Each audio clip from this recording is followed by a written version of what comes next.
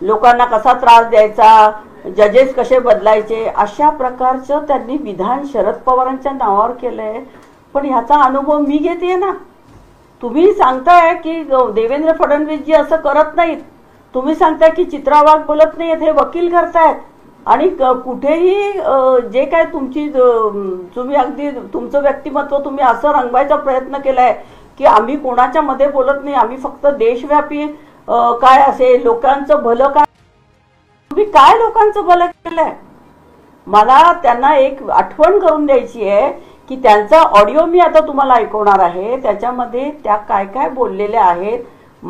मी हा अनुभव घेतेय रोज. म्हणजे आमचं सरकार होतं, त्याच्यानंतर सगळं जे काही संपलेलं होतं आमच्या घरातलं मॅटर, त्याच्या ऑर्डर्स आल्या होत्या आमच्या बाजूने, परंतु त्याच्यामध्ये इंटरफिअरन्स करून यांनी कशा प्रकारे त्याला वेगळं वळण दिलं, कशा प्रकारे ट्युशन दिली, ते तुम्हाला मी आता ऐकवते.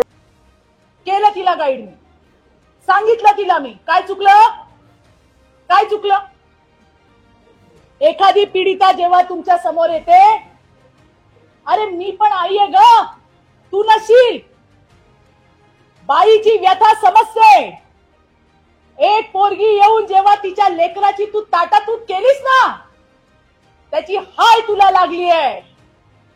जेवढं माझ्याने होईल तेवढं सहकार्य मी नेहमी करते आणि करत राहणार. आणि म्हणून त्या पेनड्राईव्हची पुंगळी कर आणि कुठे ठेवायचं ते ठेवते. पुन्हा माझ्या नादी लागायचं नाही.